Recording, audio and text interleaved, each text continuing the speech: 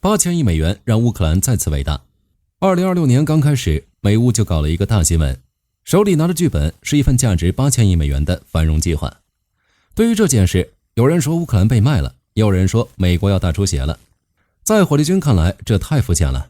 繁荣计划不是简单的援助协议，而是人类历史上最精彩的一场资产重组，这是一场教科书级别的双赢。那么这8000亿美元乌克兰会怎么花？战后乌克兰又该如何重回巅峰？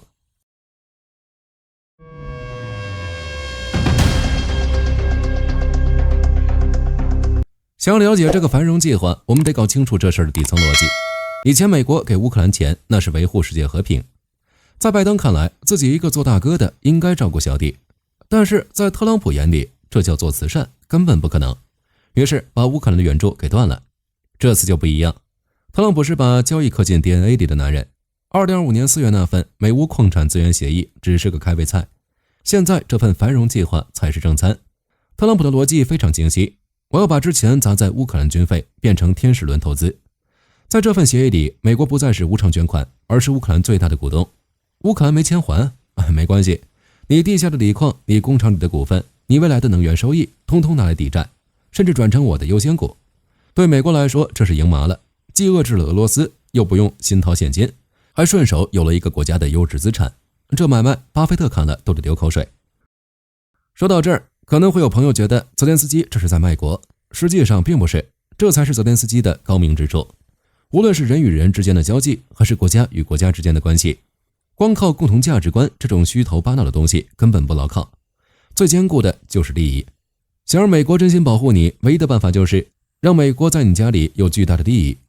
当贝莱德拥有了乌克兰的电网，当特斯拉需要乌克兰的锂矿，当美国的军工复合体在乌克兰开了分厂，如果俄军的导弹打过来，炸的是美国的资产，美军能坐视不管吗？所以泽连斯基这一招叫利益捆绑，他把美国利益嵌在了乌克兰的主权之中。这8000亿美元就是他为乌克兰买的一份安全保险。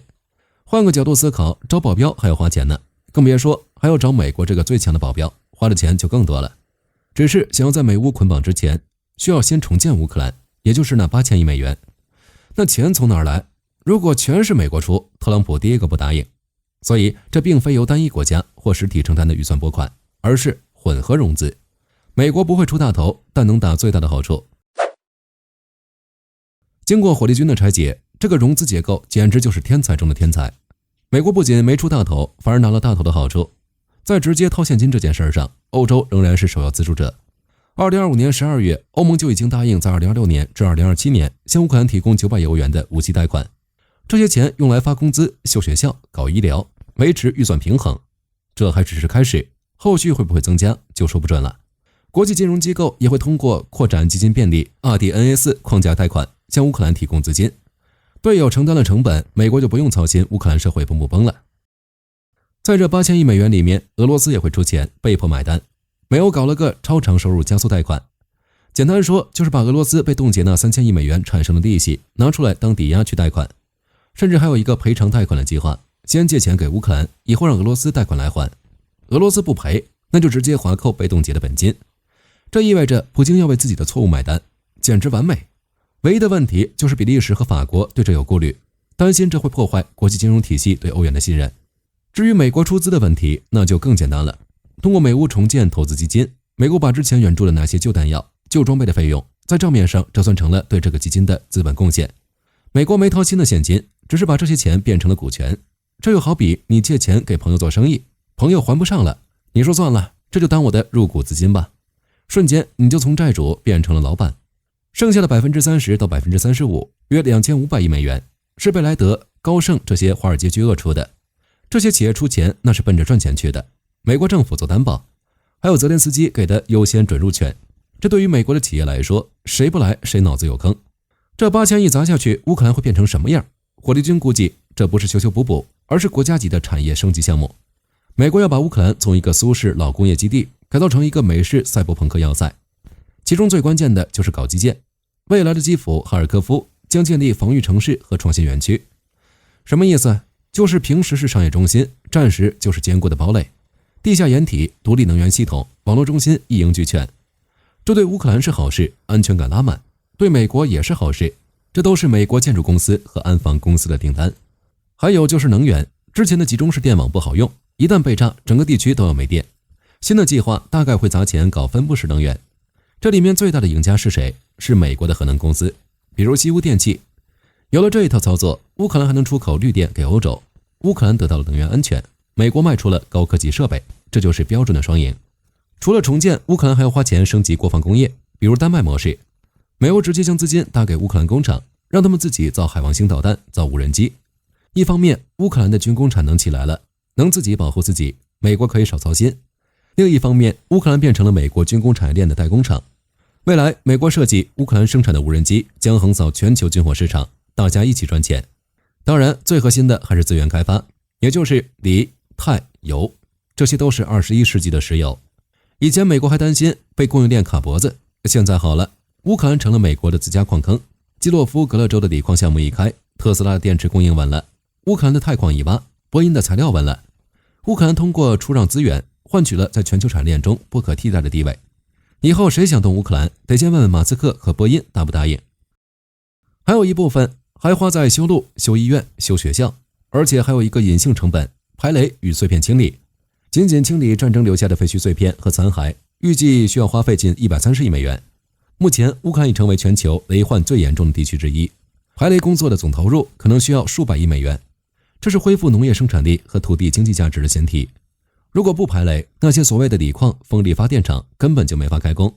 就当前的情况来看，根据世界银行 RDNA4 的评估数据，乌克兰最基础的复原需求回到战前状态大概需要5240亿美元，而繁荣计划多出的近3000亿美元则专门用于现代化升级和战略产业的飞跃。乌俄战争之后，乌克兰就将迎来新生。在这份计划里，乌克兰的未来定位极其清晰，它将彻底告别欧洲粮仓这种定位，转型为欧洲战略资源枢纽。乌克兰拥有50种关键矿产中的22种。美国一直头疼怎么摆脱资源依赖，现在乌克兰送上门了。